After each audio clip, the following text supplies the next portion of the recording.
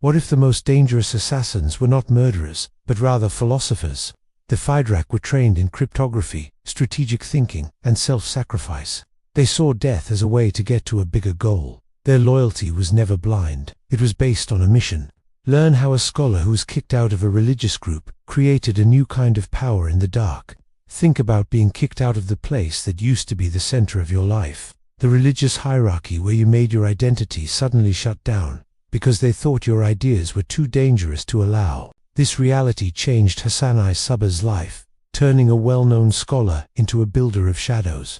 His reaction to being left out would change the course of empires. Sabbah didn't want revenge or to make up. Instead, he chose a different path. He traveled for years through areas where established powers had less power, watching how knowledge could be used as money when military strength failed. His vision slowly became clearer, based on the idea that conviction could last longer than traditional authority. He didn't need land or soldiers. He needed a place where ideas could grow without being disturbed. He wanted a fortress that would protect him from the outside world, and, more importantly, keep his mind to himself. Alamut was a mountain fortress that was hard to get to, because it was only accessible through narrow passes. It was also close to trade routes, which made it easy to gather information. It wasn't useful for military purposes. Instead, it was useful for protecting unusual ideas. This would turn into a place where philosophy and practice came together. Sabbah built a whole new kind of organization inside those stone walls. He set up strict intellectual training that focused on subjects that most people in power don't pay much attention to, like cryptography, strategic analysis, and deep philosophical inquiry. Recruits learned to look beyond what they saw on the surface and see the hidden structures that control political and religious power. Their schooling turned them into operatives who could act as well as think. Sabbah's main goal was to control people's minds, not their land. He knew that precise, unpredictable strikes could make larger forces too scared to move. One well-planned operation could do what whole armies couldn't do: change policy, break up alliances, or stop military campaigns just by making people unsure. His system used the power of the unseen to make every ruler doubt their own safety. The real innovation was in the idea. Sabbah created an organization that had power without borders, taxes, or regular government. His operatives didn't need uniforms or a standing army. They just needed to be completely committed to a common intellectual and spiritual framework. This let the order get into cities and courts without starting a war, using secrecy as both a shield and a weapon. This time period has given us a plan for how to have an impact that is based on being patient and accurate. Sabbah showed that power is not just about having visible strength, but also about being able to change how people see things. His vision went against the idea that authority must be loudly declared. Sometimes the most lasting effect comes from silence, from the spaces between words, and from the fear of what might happen instead of what has already happened. Imagine a secret library where the air gets thin and you can only get to it through winding mountain passes and guarded gates. The trip itself was a test of commitment, and it kept casual visitors from getting to know the real Alamut. This was not a normal fort. Its walls kept not only people safe, but also ideas. The mood inside these walls was more like a school than a military base. As students looked at astronomical charts, argued over philosophical texts, and solved hard maths problems, there was a quiet discussion and the sound of pens scratching on parchment. Tables had Arabic translations of Greek philosophers, as well as Persian poetry and scientific works from different cultures. The Fidārī trained here for years, but most of their lessons were about how to think instead of how to fight. They learned how to look at political systems as systems, how to spot patterns in behavior, and how to find hidden meanings in letters and public speeches. Their education taught them to look beyond what they could see on the surface, to understand how power works. What made this library so special was that it was open to people from many different cultures.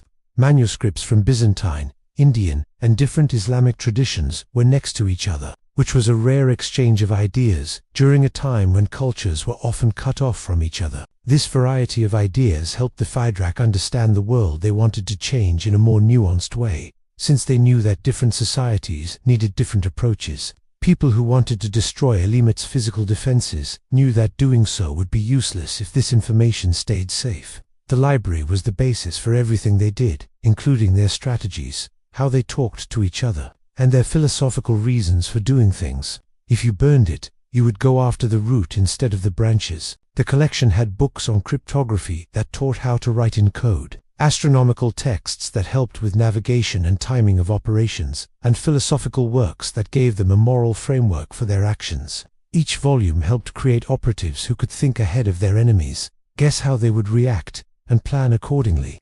This collection of information served as both a library and a lab. Scholarly research methods were used to test new ideas against established texts, improve strategies through philosophical debate, and analyze intelligence. The Fidārī became living examples of this combined knowledge, taking with them centuries of wisdom on their missions. When enemies finally got past Alamut's physical defenses, the true worth of this intellectual capital became clear. They learned that taking land didn't mean much, when the real power was in ideas that people could remember and use again. The stones of the fortress could be knocked down, but the patterns of thought that were nurtured were stronger. By understanding what Alamut really is, we realize that ideas, not institutions, are often the most powerful things. The physical fortress eventually fell, but the ideas it spread lived on, shaping ways of gathering intelligence, resisting, and conducting psychological operations for hundreds of years after that. The walls were never the strongest part. The minds they kept safe were. Think about how new recruits changed, starting not with physical training, but with changes to their minds and morals. They came in as individuals, but they left as tools for a common goal, with their own identities slowly merging with the group's mission. The first part was all about teaching philosophy. Recruits spent months reading texts that put their future actions in a moral and spiritual light. Their training included useful skills that helped with secret missions. They learned how to use cryptography to encode messages, how to use strategic analysis to find political weaknesses, and how to fit in with different social groups. Each skill had more than one use. Cryptography protected communications and improved logical reasoning, and social integration techniques taught how to observe and adapt, while also learning how to hide. The psychological basis was predicated on reinterpreting death, not as a conclusion but as a transformation. Recruits learned that their actions had a purpose beyond just being tragic. They were part of a larger cosmic plan that needed to be fixed. This viewpoint enabled operatives to execute missions that standard soldiers might decline, not via coercion but through deep conviction. Their loyalty was not the same as military obedience. Instead of just following orders, Fidārī knew why each operation was important to the overall plan. They could adjust to new situations because they understood the basic rules that guided their actions. This made agents who used their judgment in their specific roles, which made them more effective and less predictable than people who just followed orders. This method made operatives who could be very patient and careful. Some Fidārī spent years in faraway cities, where they kept their cover while gathering information or waiting for orders. They learned to deal with being alone and always being on guard, and their dedication was kept strong by the philosophical framework that gave their sacrifices meaning. People realized that Hassan-i Sabbah's new idea that total commitment could take the place of physical power was a good one. He created an organization that didn't need a physical space, because its members' minds were its real territory. Their loyalty went beyond the usual ties to family, tribe, or nation, making them a stateless group that could work across political lines. The training process made it impossible to tell the difference between thinking and doing. Operatives learned to look at situations with the same level of detail as a scholar, while still being able to act quickly. This combination of mental and physical discipline made people who could plan and carry out complicated operations with little help. So each Fidārī was a self-contained unit of strategic influence. This system produces a model of organizational power founded on collective, intellectual, and spiritual alignment, rather than hierarchical dominance. The order was strong because each member internalized its rules, which made things fit together without too much central direction. This made the organization very strong, even when it was hard or impossible to talk to leaders. The Fidārī was a new type of political actor who used their personal beliefs and methods of operation to gain power. Their effectiveness derived from this unity of purpose, rendering them formidable not only as individuals but as embodiments of a coherent philosophical system. They showed how strong beliefs, when combined with hard work, could change the way power works. This method of enhancing operational capability uncovers a fundamental aspect of influence. True power often lies not in tangible resources, but in the ability to foster unwavering dedication to a collective vision. The Fidārī showed that a well-prepared person with strong beliefs could have effects that were much bigger than what they could do with their body. Think of a smart network that works without written messages or people who can see them. The system worked by using small signs that were part of everyday life, like a merchant changing the way he displayed his goods in a certain way, a door being left slightly open at an odd angle, or a certain way that goods were arranged in a market stall. These details that looked random to most people had exact instructions for people who knew how to read them. Operatives talked to each other in code that sounded like normal conversation to people who were untin on it. A comment about the weather could mean when to meet, and a mention of market prices could mean where to meet. The language changed all the time, with meanings changing to keep enemies from being able to read it. This meant that Fidārī had to stay mentally alert all the time and make sense of their surroundings in many different ways. Things in the physical world acted as silent messengers. A dagger stuck in a doorframe could mean that someone had been chosen as a target for surveillance. A coin with a tower on it could mean that there was an important message waiting to be picked up at a certain place. Even where a rug is placed in a public space could suggest that a dead drop held new instructions. Each object only had meaning in the context of the prearranged signals. The way the system was set up meant that no one person could understand the whole network. A messenger might know where to drop off the message but not what it says. A local contact might let the operative stay with them without knowing what they were doing. Because of this compartmentalization, capturing or questioning any one person gave very little information about the whole organization. The structure protected itself by sharing information. This invisible web made operations safer than regular intelligence networks did. There wasn't much physical evidence to stop because there were no written records or regular courier routes. The way people talked to each other left no evidence other than their memories. Authorities may suspect Fidārī activity, but they rarely have enough evidence to link people or events. The psychological effects went beyond the actual operations. A merchant's look, an unfamiliar face in a crowd, or an object that was a little out of place were all signs that rulers and officials started to see everywhere. This widespread uncertainty became a strategic advantage for the order, because the authorities wasted time and money following false leads and questioning innocent people. The mere possibility of Fidārī presence influenced decision-making. The assassination was just the last step in a longer process of talking and working together. Before the blade hit, scouts, messengers, and the operative had already sent and received a lot of messages. This silent language was used to talk about each part of the surveillance, timing, and escape routes. The physical act was just the end of conversations that had been going on in code. It becomes clear that the real breakthrough wasn't the killing itself, but the communication system that made it possible. The Fidārī showed how information could move through a society without leaving behind any obvious signs. Their method showed that influence could work through channels that the authorities didn't know how to watch or control. This way of communicating secretly takes into account modern worries about privacy and surveillance. The Fidārī figured out how to share information without powerful institutions knowing about it, using the things around them as their medium. Their system didn't need any special technology. All it needed was people watching and understanding what was going on ahead of time.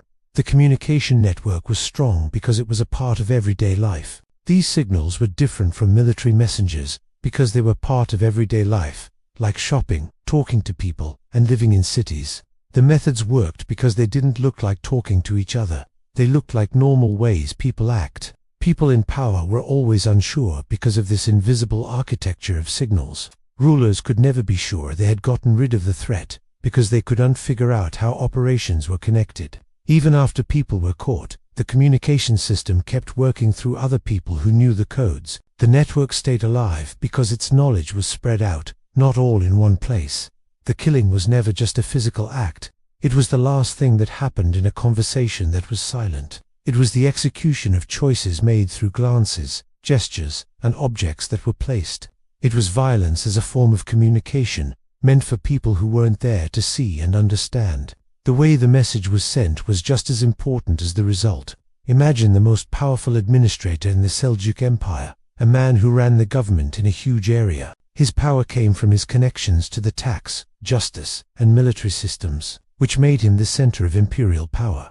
This person went through life with guards, advisors, and the constant buzz of government work around them. They were safe from everyday dangers because of layers of protection. The pilgrimage should have been a holy time when people could put their political worries aside and think about their spiritual lives. Instead, it became the place where people showed that no place was really safe. Breaking into this religious sanctuary sent a clear message that normal rules of respect and safety no longer applied. The killer knew that killing someone on this holy journey would mean a lot. The killer didn't come as a threat. Instead, they came as someone looking for help or an audience, blending in with the other pilgrims and petitioners. His looks made him seem humble instead of threatening, which let him get close to people who would have been too obvious to fight. The one dagger strike needed perfect timing and positioning, which suggests that they had practiced this exact moment a lot. The weapon itself was pretty normal. It was chosen because it could be hidden rather than how it looked. This violence didn't happen out of the blue. It was the result of a lot of planning. Gathering intelligence would have revealed patterns of movement, found security holes, and figured out the exact time when protection might be relaxed. The operation showed a deep understanding of how people act and how institutions work, taking advantage of the small holes that can appear even in well-protected systems. The immediate aftermath caused a lot of trouble for the administration. The vizier's complicated web of relationships, deals, and ongoing projects suddenly lost the central intelligence that kept everything running smoothly. Within hours, factions were fighting for power, making it impossible to make decisions at the exact time when stability was most needed. The empire's bureaucratic system was meant to keep things running smoothly, but it broke down when its main operator left. The psychological effects went far beyond the physical act. Other officials started to think about their own security plans again, wondering if they were just as weak. The fact that even the most protected person could be reached made politicians worry all the time. Fear played as big a role in decisions as strategy did. The Order saw this as a way to fix things, not just kill someone. They saw the vizier as a planner of systemic oppression, someone whose policies hurt the people he was trying to protect. Taking him out of the picture served both practical and symbolic purposes. It stopped hostile operations and showed that they could deliver what they thought was justice. The operation showed how they usually worked. One person using very few weapons to have the most psychological effect. The strategy stressed accuracy over brute force, intelligence over military strength, and symbolism over destruction. These economies made it seem like their abilities were endless, because they didn't need to be mobilized on a large scale. It becomes clear how this operation worked as a way to communicate strategically. The killing sent different messages to different groups of people. Two enemies, it said that no one was safe. Two potential allies, it said that resistance was still possible. And to the general public, it said that the current power structures had weaknesses. The act itself was just a way to get these deeper meanings across. The success of this operation proved that Hassan-i Sabbah's whole way of doing things worked.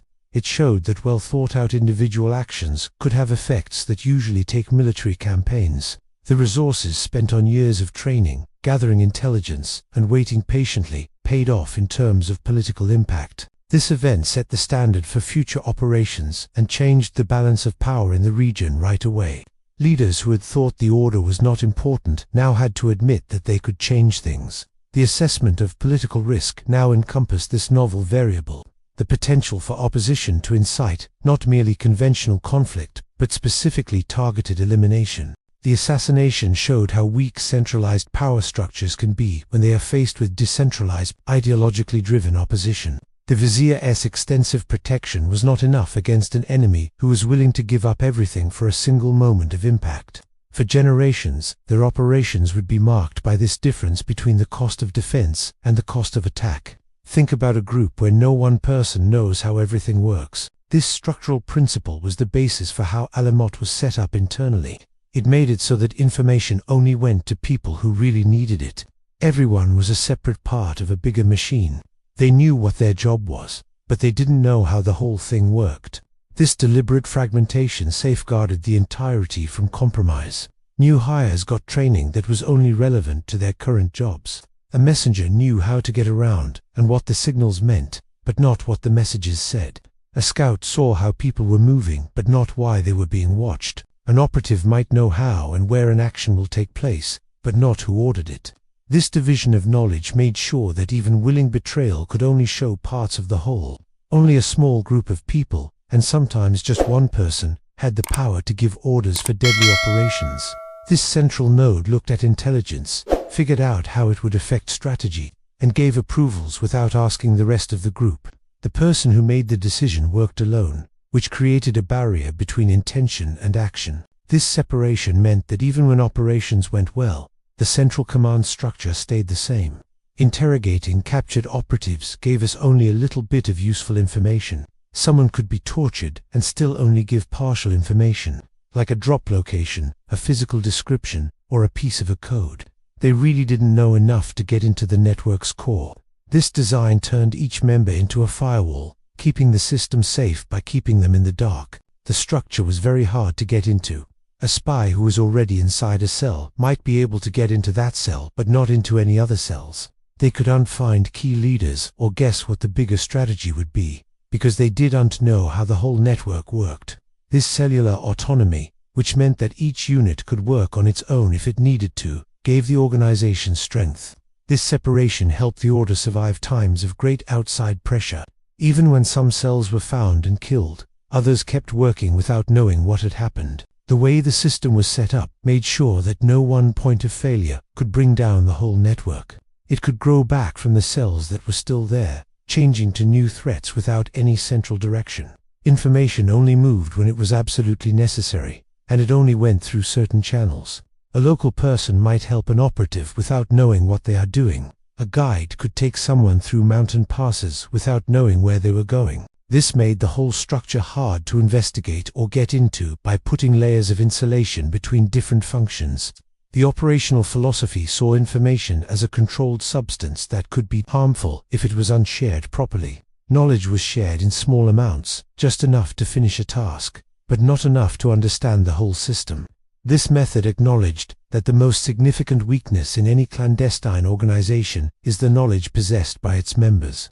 This architecture gives rise to a model of security predicated on distributed ignorance. The network's strength came not from shared knowledge but from strict isolation. Every member became a safe node that could do their job without putting others at risk. This structure made the organization a puzzle with missing pieces, even for people who worked there. The system worked like a living thing, with each cell working on its own, but still helping the whole. Damage to one part didn't always spread to other parts. The organization could lose money without completely failing, and it could adapt and keep going even when things get tough. This biological metaphor helps us understand why it lasts so long. This method of keeping organizations safe is still useful for understanding modern networks that value privacy. The ideas of compartmentalization, need-to-know access, and operational isolation keep coming up in situations where protecting information is more important than getting things done quickly. The Fidārī showed that sometimes the strongest chains are made of links that do not know they reconnected. Imagine a historical story where some people are always in the background, and their roles are only vaguely acknowledged. Women were important but often unrecorded members of Alamut's operations. They provided the intellectual and practical foundation that kept the group going. They didn't often fight directly, but their work was very important for the long-term success of the group. These women kept the Order's archives, which included philosophical texts, cryptographic systems, and records of strategies. As knowledge custodians, they knew the intellectual framework that guided operations without having to take part in field activities. This made them living stores of the Order's core values, which made sure that the Order's values would be passed down from one generation of operatives to the next. Medical knowledge was another important contribution. Women who were trained in herbal medicine and wound care kept the community members healthy, which helped them heal quickly from injuries and illnesses that could have slowed down operations. This medical knowledge also included knowing about poisons and antidotes, which could be used for both treatment and tactical purposes when needed. Some stories say that women married or worked as servants in the homes of political leaders. These placements gave people access to private conversations, documents, and routines like never before. Because they were trusted, they could gather information for long periods of time without anyone noticing patterns that others might miss. Because of how they got in, they were more likely to get caught. While people who used blades could finish missions quickly and leave, embedded operatives stayed in place for months or years, keeping their cover while being watched all the time. Discovery meant not just capture, but also long periods of questioning and almost certain death. However, their intelligence often meant that violent solutions weren't needed. Their presence went against the usual ideas about gender roles at the time. While modern societies often limited what women could do, the Order used their skills in ways that went beyond what was normal. This practical approach understood that operations needed people with a wide range of skills, no matter where they came from. Sometimes, the organization's survival depended on skills that traditional power structures didn't value. These operatives helped with missions by gathering information, running safe houses, and passing on messages. They might run a business that looks normal, but is actually a place for agents to drop off messages or stay while they move from one place to another. Their work built the infrastructure that made field operations possible, but they didn't often get credit for it. The Order's intellectual depth relied significantly on their academic contributions. Women who worked in education taught new recruits languages, philosophy, and how to think strategically. They helped create and keep up the cryptographic systems that kept communications safe, making sure that messages stayed safe even if they were intercepted. Their long-term presence in communities helped keep things stable. Even though the Order's operations were usually short-lived, field agents moved around a lot, but these embedded members kept things going by keeping networks and institutional memory. They became the things that never changed in an organization that was meant to be flexible and adaptable. It is clear that this division of labor was important for the Order to work. The field operatives' dramatic actions were just the tip of the iceberg of a much bigger support system. The women who kept this foundation going made it possible for the organization to keep going for generations instead of fading away after its first successes. Their legacy implies a more intricate comprehension of the functioning of power within networks, as opposed to isolated individuals. The best systems often rely on contributors who don't want to be seen and whose work makes things happen without wanting credit. This model of shared responsibility made the system more flexible, which is something that strictly hierarchical structures often don't have. The stories of these people remind us that historical narratives often focus on dramatic events instead of everyday functions. But without these supporting roles, the dramatic actions would not have a solid base or last long. The real strength of any group is often how well it can use different people's skills to reach the same goals, even if that goes against what people usually expect. Think about the political situation in the late 12th century in the Crusader states. They were a weak network of European outposts surrounded by strong enemies. The recent election of Conrad of Montferrat as King of Jerusalem was a very important step towards uniting Christian leaders. It gave people hope for more stability in the face of growing pressures. His choice came after a lot of back and forth between competing groups, making him a symbol of temporary unity in a community that was otherwise divided. The assassination took place in the port city of Tyre, which was an important stronghold for the Crusader forces. The setting was on purpose, in a public place, on a busy street where merchants, pilgrims, and locals went about their daily lives. This choice of location showed planned boldness, showing that even busy city centers were not safe. The killers walked through the crowd like regular people, hiding their weapons until the last minute. Witnesses said that two people came from different directions and moved in sync without any obvious signals. They stabbed quickly with daggers and then disappeared into the panicked crowd before guards could do anything. The accuracy suggested that this exact situation had been practiced a lot, with planned escape routes and backup plans in case problems came up. The whole thing took about 30 seconds. The investigation that came next found nothing.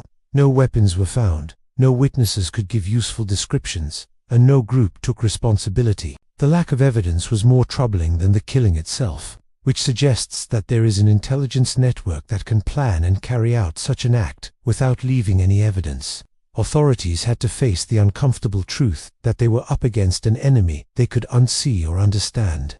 The psychological effects went far beyond Tyre. Other leaders of the Crusaders started to think about their safety again, wondering if their guards could stop attacks like this from happening again. Decision-making took longer as officials were afraid to speak their minds or take strong stands. The mood changed from confident rule to defensive suspicion, making it harder for the military and diplomats to do their jobs. When they needed to be clear about what to do, the timing made the effect stronger. Conrad died while delicate talks were going on with Muslim powers, which made it unclear right away whether the agreements would hold.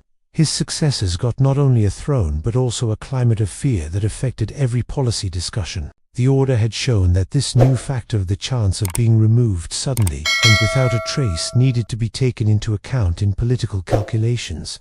From a strategic point of view, the operation met several goals at once. It took out a key leader, made his successors unable to act, and sent a clear message to everyone involved in the region's conflicts. The killing served as a means of communication, conveying a message about abilities and repercussions that did not necessitate written or verbal articulation. It becomes clear how this event shows psychological warfare through careful physical action. There was very little violence, just 2 daggers and a few moments of action. But the effects on the political landscape were huge. The order showed that you didn't need to win battles to change things. Carefully timed actions could do the same thing with a lot less effort. The murder's effects lasted long after the investigation was over. Future leaders had to deal with more security and more suspicion, which made them less effective because they were always aware of how vulnerable they were. The order had made governance a constant source of worry, so every public appearance, policy decision, and alliance negotiation was open to second-guessing because of security concerns. This event shows that power is based on how safe people feel, as well as how strong they are. The Crusader states had armies, forts, and control over land, but they still felt very weak against an enemy that worked in secret and with great accuracy. The balance had shifted from traditional military power to the psychological realm, where fear could do what armies couldn't. The operation's success proved that the order's way of dealing with asymmetric conflict worked. They had shown that well-planned individual actions could change the course of politics more effectively than traditional military actions. This show of strength would affect their relationships with other powerful people in the area for generations, making them known as people who couldn't be ignored or dismissed. This assassination reminds us that sometimes important events in history happen not in big battles, but in small acts of violence that change how people think and act. The real power came not from the act itself, but from the uncertainty it created, the questions it raised, and the limits it put on those who stayed in charge. Think about how power changes hands, not through big fights, but through small psychological pressure. Leaders in the area started sending Alamut gifts of valuable metals, well-made goods, and promises not to attack. These weren't gifts to an army that had won, but payments to an idea, efforts to buy safety from a threat that could come at any time. The order never asked for these gifts. They just made it so that wise rulers felt like they had to send them. This fear-based economy changed how people in politics interacted with each other.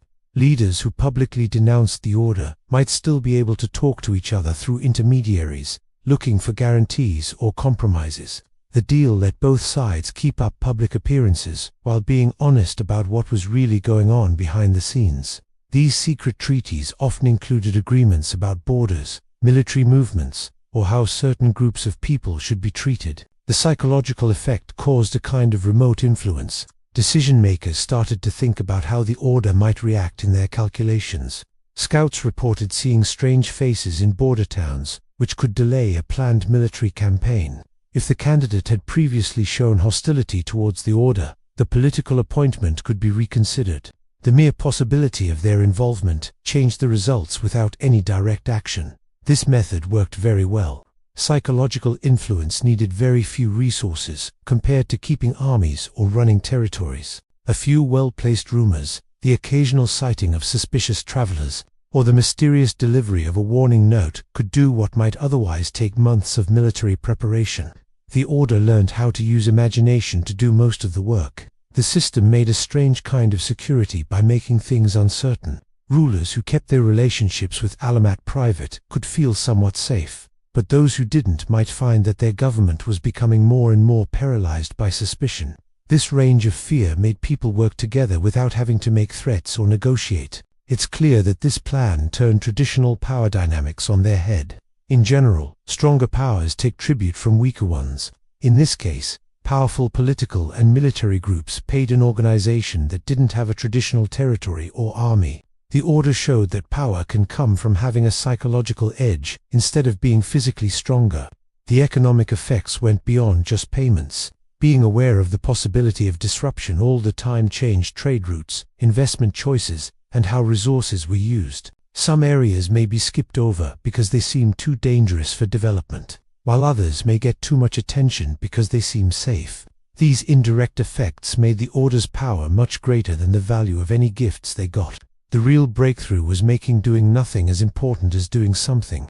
Most political groups have to show their power all the time in ways that are easy to see. The Order found that sometimes the best way to show power was to not do anything and let the threat of possible action keep them in charge. This took a lot of discipline and the ability to think long term.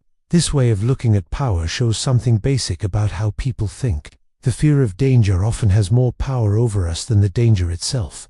The mind envisions scenarios that are significantly more terrifying than any singular real occurrence. The Order learned how to use this tendency to their advantage, using uncertainty as their main tool of control.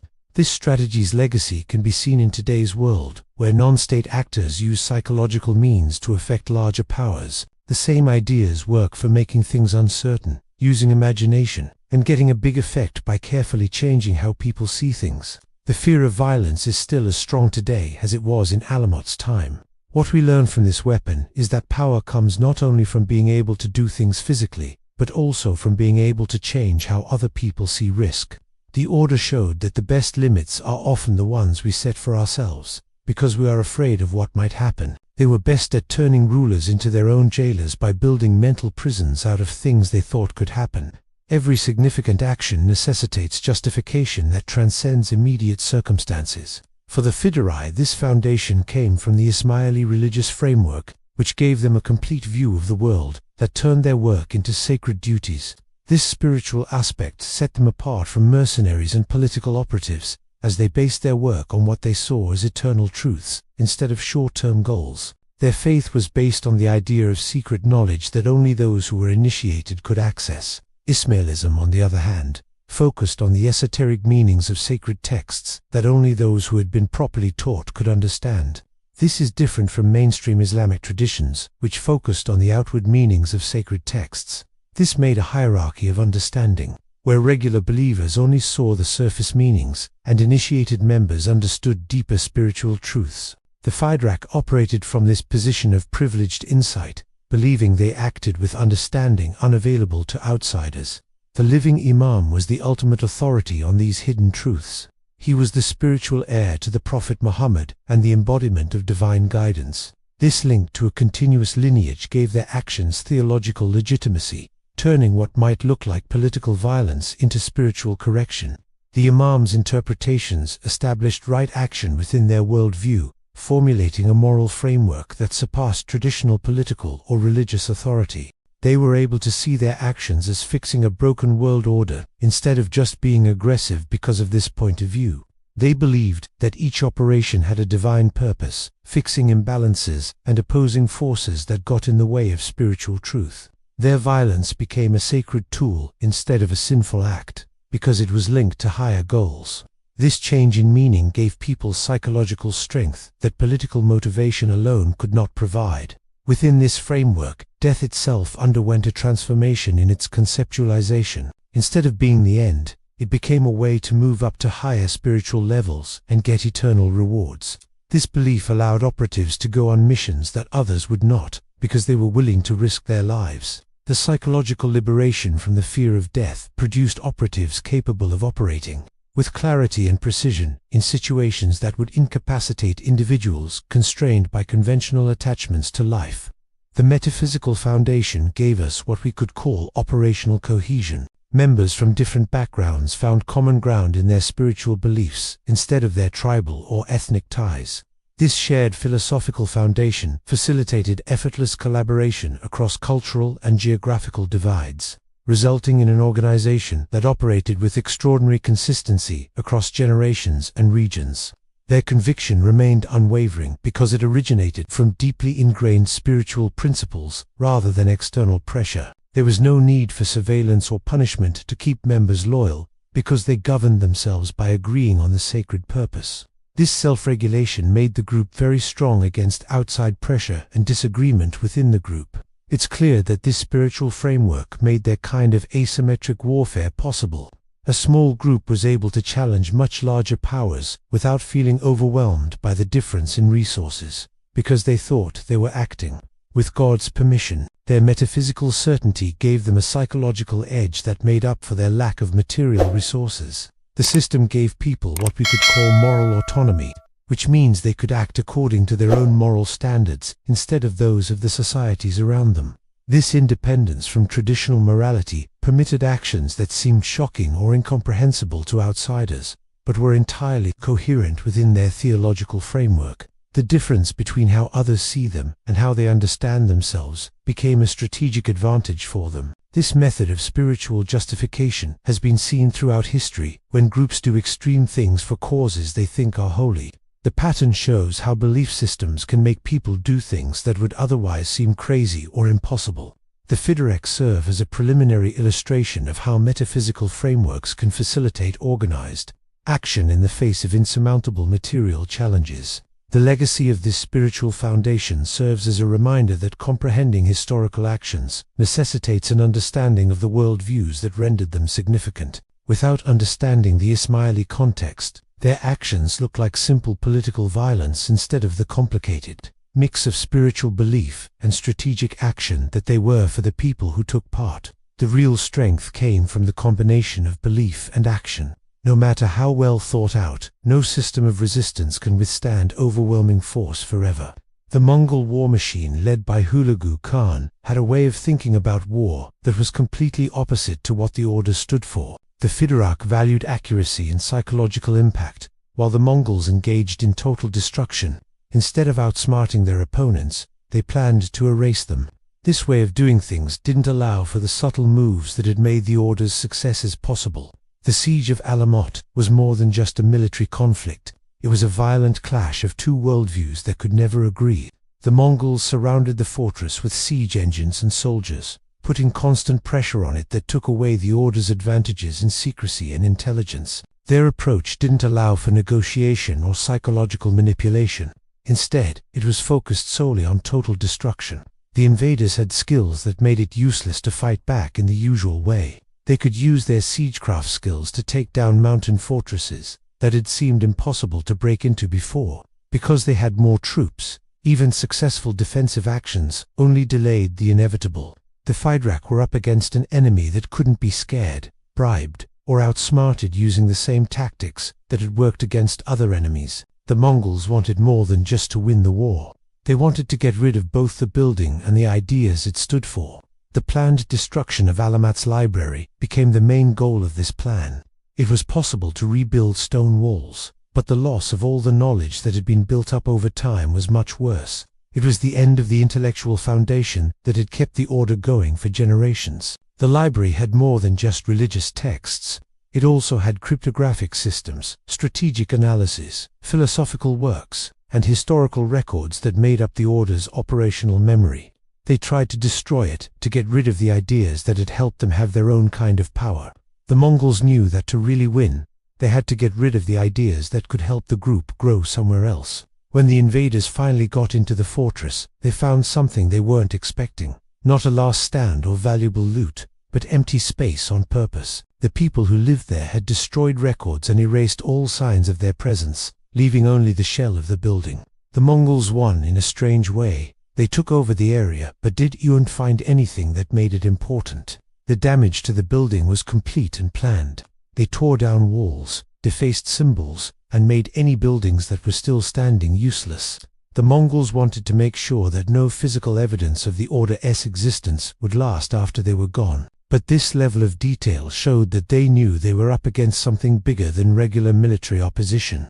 It is clear that both sides saw the library's destruction as a turning point. To protect their intellectual legacy, the Order gave up their physical home. The Mongols, on the other hand, saw the library as the most important thing they needed to get rid of. This mutual recognition shows that both of them knew that real power came from knowledge, not land. The empty fortress left behind was a historical puzzle. Without any internal documents or surviving archives, we had to rely on accounts from their enemies to understand the full scope of the Order. This lack of information became part of their story, making it impossible to put together a complete historical picture while letting their legend grow in the gaps between known facts. The Mongol victory showed that asymmetric warfare doesn't work against a lot of conventional force. No amount of strategic brilliance or psychological manipulation could withstand an adversary committed to destruction without regard for cost or negotiation. The encounter showed that some kinds of power can't be fought with intelligence alone. But the fact that the destruction was so complete shows that the Mongols knew they were up against something new. Their extreme actions show that they saw the order as a threat that was different from regular military enemies, one that needed not only defeat but also complete erasure from history. After the siege, people wondered what might have survived despite the damage. The Order's focus on oral transmission and memory meant that some knowledge may have lived on through people who escaped. The enduring mystery surrounding their fate includes the possibility that important parts were kept safe elsewhere. This clash between two fundamentally different ways of looking at power still helps us understand conflicts between traditional military forces and non-state actors with strong beliefs. The same dynamics manifest in contemporary settings where material supremacy challenges organizations founded on conviction and unorthodox strategies. Some losses go beyond just losing in battle. They can also lead to what we might call epistemic collapse, which is the systematic erasure of memory itself. The Mongols knew that to really win, they had to do more than just take over land. They had to make it impossible for history to come back. Their careful destruction of Alamut's library and the damage to inscriptions were attacks on knowledge, not just buildings. They wanted to make sure that no one could remember the organized movement after they were gone. So, their enemies were the ones who wrote down history. Crusader chroniclers and Seljuk accounts, each with their own biases and political goals, became the main sources for learning about the order. These outside points of view naturally focused on the threat and mystery while ignoring the deeper philosophical or internal motivations. The historical record that comes out of this is like a puzzle with missing pieces, where every claim seems to fall apart when you look at it closely. It's based on bits and pieces of information and rumors rather than solid proof. The lack of internal documents became a strong part of the story. We read poetry that uses symbolic language that is hard to understand, philosophical texts that hint at deeper meanings without giving clear explanations, and architectural patterns that seem to have coded messages for people who know what to look for. These fragments give us hints without fully explaining them, suggesting a coherent system while keeping the key to understanding it from us. This lack of evidence has made scholars argue about basic questions about the order's nature. Some people say they were a formal organization with clear rules and procedures, while others say they were a more loose collection of ideas that different groups in different areas used. The lack of solid proof means that both interpretations can stay alive, which keeps the academic debate going about what really happened behind the legends. The silence they cultivated during their operational lifetime became compounded by the historical silence imposed through destruction. Their dedication to secrecy, which was meant to keep operations safe, now keeps their whole story from being found in history. After the Mongol invasion, what had been a strategic choice became an unchangeable state. This has left researchers with more questions than answers about the true scope and philosophy of the situation. Archaeological investigations have produced scant physical evidence, including foundation stones, pottery fragments, and remnants of fortifications, yet nothing elucidates internal mechanisms or ideological underpinnings. There are scattered manuscripts in libraries far away that contain abstract philosophical ideas and symbolic poetry, but there are no direct records of how the organization was set up or how it worked. These findings do not solve the mystery. Instead, they add to it by suggesting layers of meaning that are still hidden. Researchers today are trying to figure out the patterns in the fragments that are left behind. They are looking at the mathematical proportions in Alamut's architecture that relate to philosophical ideas or the symbolic connections between Ismaili poetry and logical systems. These correlations provoke intriguing inquiries regarding whether these connections signify intentional design for insider comprehension, or merely coincidental patterns that subsequent observers ascribe significance to. The epistemic collapse engenders a unique historical occurrence wherein the lack of evidence transforms into evidence itself. The thoroughness of the destruction, the fear they caused in people at the time, and the attempts to get rid of them all point to the existence of something big, even if we don't know exactly what it was. The difference between what we know and what we think we know gives the legend room to grow. From this historical silence, it becomes evident that certain narratives elude total restoration. The order learned how to work in the shadows during their time, and in many ways, they still live in the shadows of history today. The most important thing they may not want anyone to know is the full depth of their own story and how philosophy, strategy, and spirituality came together to make their own unique way of having an impact. This epistemic disappearance contests traditional historical methodologies that depend on documentation and tangible evidence. It reminds us that some historical truths are found in what has been lost rather than what remains, and in what we must infer from the reactions of those who feared them rather than what we can prove. The order's silence becomes a kind of testimony in and of itself. Once an idea is set free in the world, it is very hard to get rid of. The Mongols thought they had gotten rid of a threat when they destroyed Alamut, but they didn't realize how completely the order's philosophy had moved away from its physical headquarters. Survivors spread out across different areas, carrying not weapons but knowledge.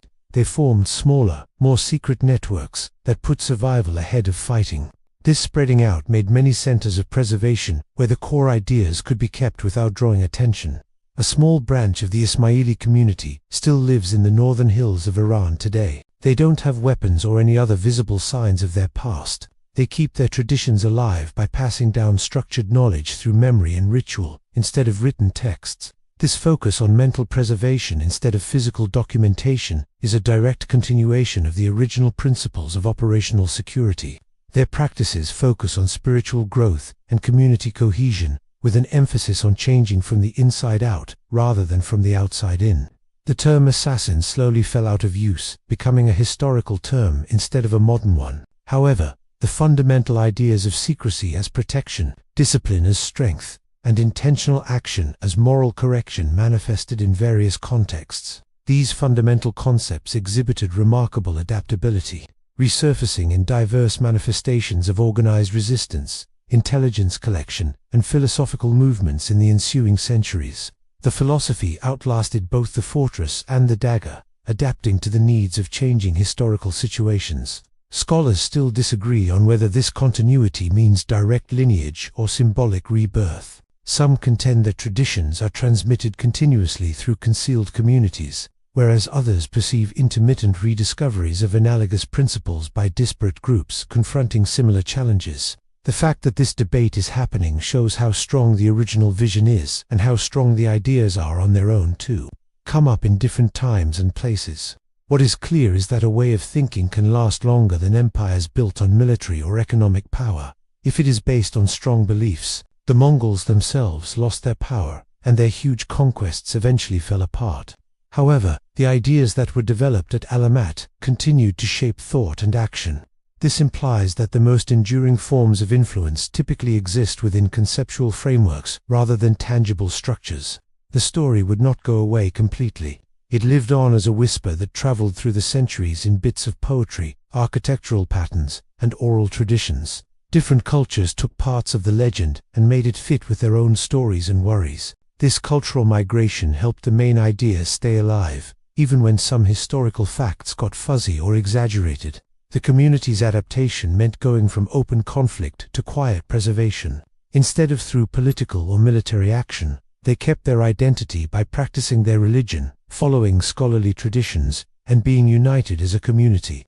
This change made it possible to survive in situations that would have killed a more visible group.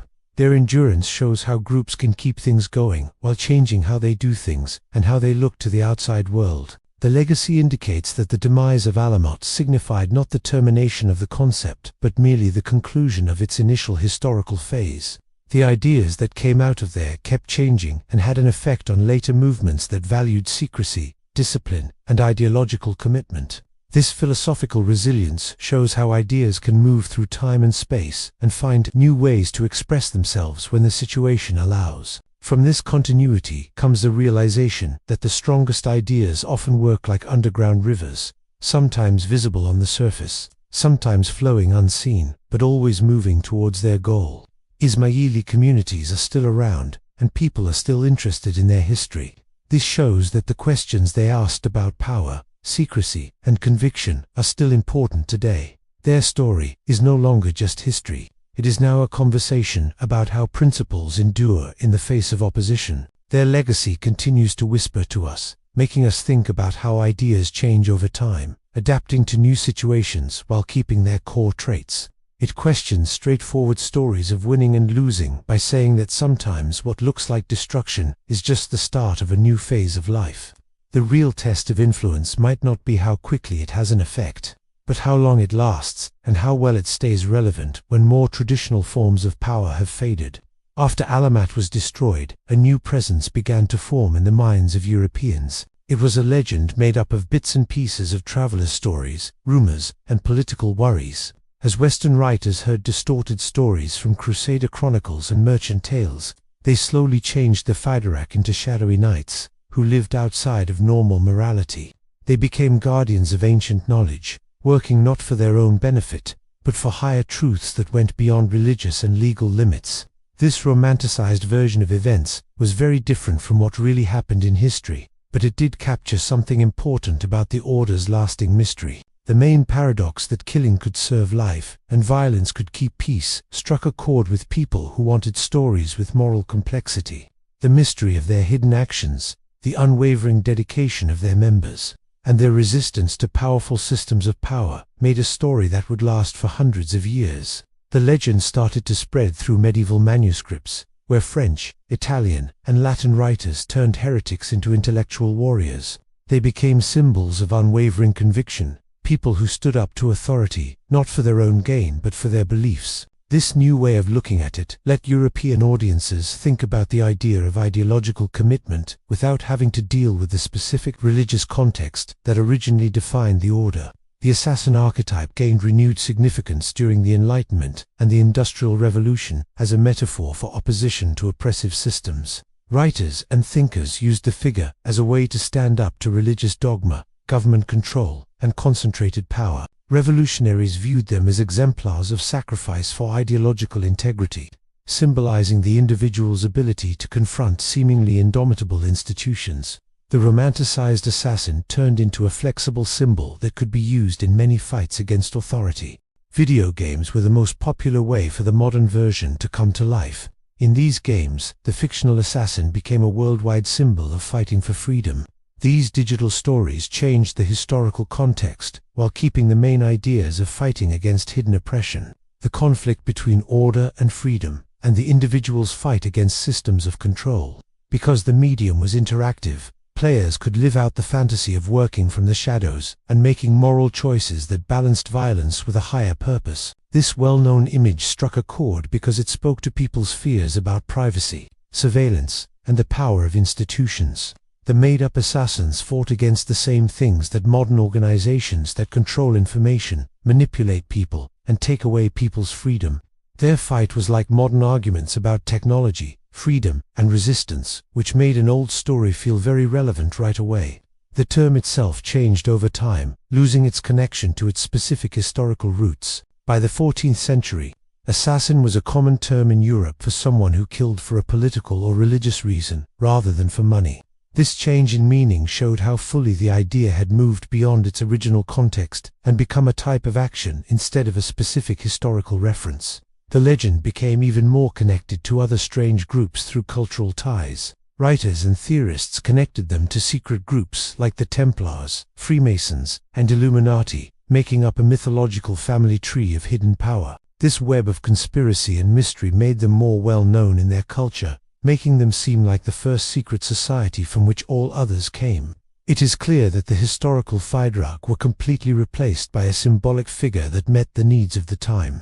The real organization became less clear in history, while the archetype became more powerful in culture. This change shows how stories change to fit the psychological and philosophical needs of different times, keeping the main ideas the same, but changing some of the details. The figure's ability to show the basic conflicts between violence and morality, secrecy and truth, individual conscience and collective authority is what makes it so appealing.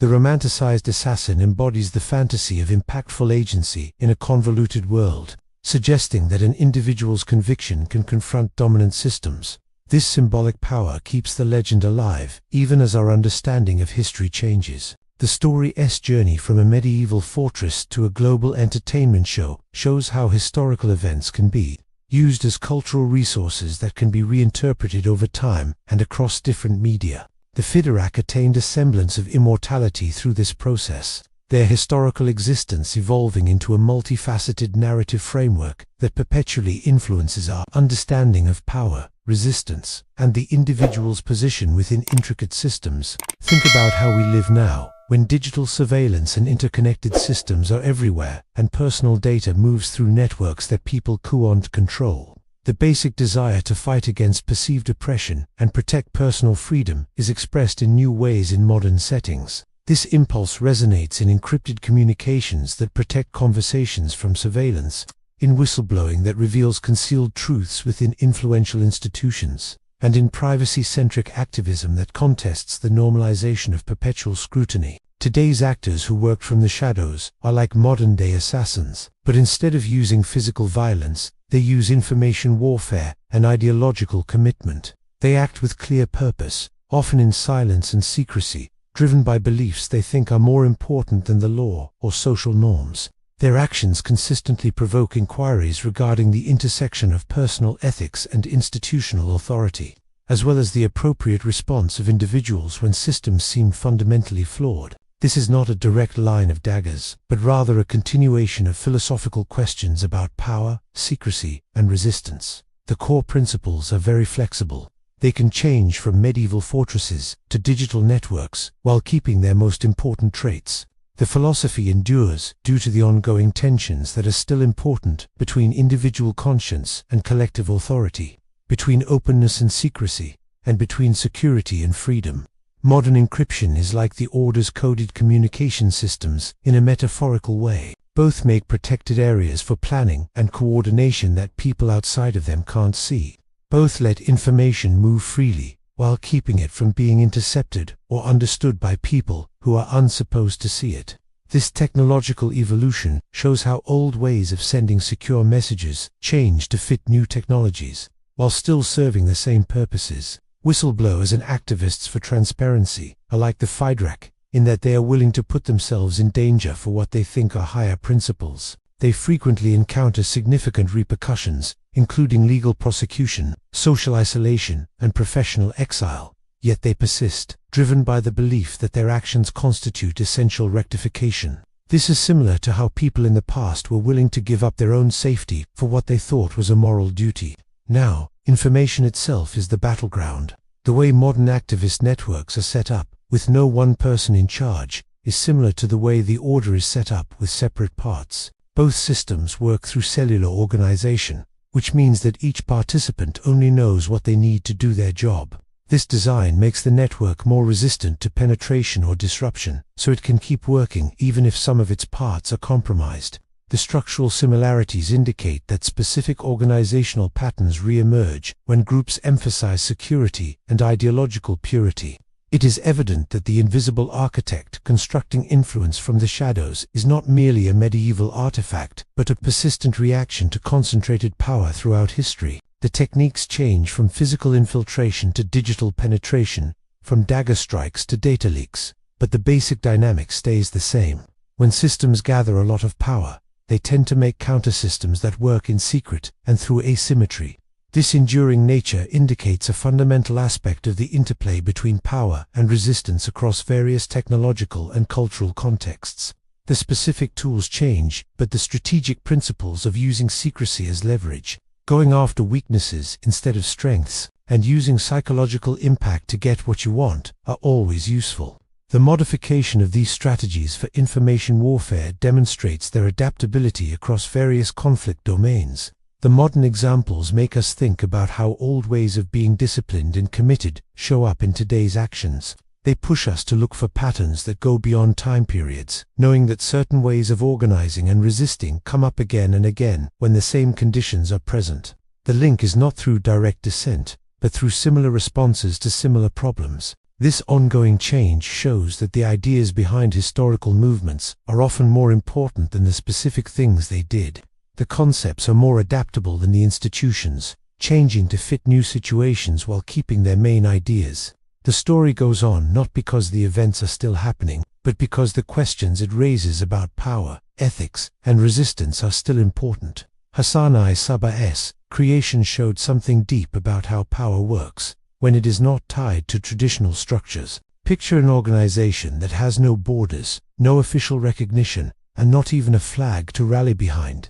But that can still shake up kings and change the political landscape for generations. This stateless group had power in ways that went against what was thought to be normal military logic, showing that authority can come from unexpected places when it is used correctly. Instead of physical domination, their approach focused on intellectual and strategic mastery. They learnt a lot about political systems, human psychology, and ways to communicate, and they used this knowledge to find weaknesses in structures that seemed unbreakable. Their power came from putting pressure on key points, instead of using a lot of force, which showed that effectiveness often depends on accuracy rather than size. They learned how to use fear and uncertainty to their advantage in conflict. Knowing that these things could do what armies sometimes couldn't, they changed decisions and policies without directly confronting powerful people, by making them feel vulnerable all the time. Rulers started to think about how people might react to their actions and changed their behavior based on what they thought would happen instead of what actually happened. This showed how perception could be a useful tool in strategy. The order worked as a counter-system that worked by rules that were different from those of the structures it fought against. Conventional powers relied on visible shows of strength like armies, fortresses, and public ceremonies. They, on the other hand, used invisibility and precision. They were strong because they did things that weren't expected, which made it hard to put them in a box or fight them with normal methods. This unusual method let them effectively take on much bigger groups. Their legacy shows how power leads to strong beliefs. The unwavering dedication of their members resulted in operational efficacy that financial incentives or coercion could not replicate. This dedication turned people into tools for a common goal, allowing them to do things that seemed too big for their numbers or resources. Their deep beliefs helped them stay strong in the face of outside pressure. They showed that the most dangerous threats to established systems often come from ideas, not physical forces. Their philosophical framework legitimized actions that could otherwise appear irrational or extreme, fostering coherence and purpose that sustained operations across generations. This ideological base lasted longer than short-term military gains or political alliances. One of the most important changes was making the chance of action more powerful than action itself. The constant awareness of their potential intervention created psychological pressure that sometimes made actual operations unnecessary. Authorities may change their policies or avoid taking certain actions just because they think about how people might react. This economy of effort made it possible for small amounts of resources to have a big impact. Their story is proof that a patient, philosopher-based strategy works. Before taking major action, they spent years training operatives, building networks, and learning about complicated systems. This long-term view was different from the short-term thinking that is common in traditional power structures. It let them do things that quick wins couldn't keep going. They are still the best example of how to build an empire of the mind instead of land. They had an effect on people through their minds and ideas, not by controlling them physically. This method made a kind of power that could easily cross borders, change with the times, and keep going even when physical bases or resources were lost. It becomes clear how their model goes against what most people think about how influence works. We often think of power as things like military strength, economic resources, and control of land. Their example indicates that, under specific circumstances, an alternative strategy may be equally efficacious, functioning through secrecy, precision, and psychological influence rather than overt supremacy. This stateless power structure makes us think again about where real power lies in complicated systems. Sometimes, the most important forces are the ones that work outside of normal categories and use methods that are hard to classify or stop. Their strategy shows that power can work best when it is not fully revealed, but instead works through suggestion and anticipation. Their methods are still useful today, when non-state actors use asymmetric approaches to affect world events. The same ideas keep coming up in different kinds of fights and competitions, using secrecy as protection, precision as an advantage, and psychology as a weapon. This persistence indicates that we are witnessing fundamental patterns of power dynamics in the absence of conventional alternatives. We have stones that don't speak clearly anymore because time and deliberate destruction have broken up their messages. The Alamut fortress is an empty space where walls used to be. It is a physical space that now has more questions than answers. What is left are broken buildings, damaged symbols, and the feeling that something was purposely erased just before the invaders came. This absence becomes a presence in its own right, changing how we think about what happened here. We mostly learn about history through the fears of their enemies. Islamic historians, Crusader chroniclers, and Western travelers all wrote about what they saw through the lens of their own fears and biases. We put the story together from bits and pieces, knowing that these sources had their own goals. Since there are no internal documents, we see them through a distorted lens and always wonder what points of view are missing from the story. We may never fully understand how deep their philosophical system is or how big their network really is. The library's destruction meant that they lost not only Islamic texts, but also Jewish, Christian, Persian, and Egyptian writings that they had collected and preserved. This repository held the intellectual basis that enabled their operations, the knowledge that converted philosophy into practical strategy. Its burning made a hole that scholarship can't completely fill. This very absence is what gives them their lasting power. The holes in our understanding lead to rumors and legends, which let the story grow in the spaces between what we do know. The mystery remains unresolved, allowing for interpretation and imagination. What we cannot know often has a stronger effect than what we can clearly write down. This could be their last strategic win, to become a mystery that goes beyond historical specifics. They were experts at leaving questions where others might have given answers, which meant that their story would keep changing long after they were gone. This control of narrative through absence shows a deep understanding of how influence works over time. They left behind a legacy that was more mysterious than clear, and more suggestive than declarative. The conflict between open power and hidden influence is what makes their story interesting and relevant. We see this same tension in modern debates about privacy, surveillance, and how power works through hidden channels. Their example makes us think about where real power is in any time. The stones from the fortress may be scattered, but the questions they raised are still very important. How can you gain power without using normal resources? Can belief be stronger than numbers? What occurs when influence operates through psychological pathways instead of physical supremacy? These questions still matter because they deal with basic power dynamics that are true throughout history. The story makes us want to find modern examples of their way of doing things, where secrecy, discipline, and philosophical commitment give people power that is greater than what is visible. We may observe patterns in the functioning of information as currency, the substitution of psychological impact for physical force, and the challenges posed by distributed networks to centralized authority. The principles change while keeping the most important parts the same. It is evident that certain historical narratives elude comprehensive resolution. The lack of evidence serves as evidence, indicating the organization's dedication to operational security and the efficacy of their adversaries' elimination efforts. The silence around them says a lot about how well they understood how important it was to control information. The riddle of Alamut persists as it addresses fundamental human anxieties regarding visibility and influence, exploring the dynamics of power through both presence and absence. We have a story that won't let us know everything about it, that stays mysterious for hundreds of years, and that keeps inviting us to look into it and figure it out. This lasting uncertainty may be the best thing to leave behind for a group that valued privacy above all else. The story of the assassins goes beyond medieval intrigue to show how power can be gained from obscurity through disciplined philosophy and strong belief. Their method shows that power comes not only from visible strength, but also from strategic patience and understanding how people think. Think about how these old ideas of secrecy and purposeful action still apply today in encrypted communications, decentralized networks, and ideological resistance. They make us aware of the hidden forces that shape our world. They remind us that sometimes the most powerful force works not through words but through careful, quiet presence in the spaces between what we see and what we think.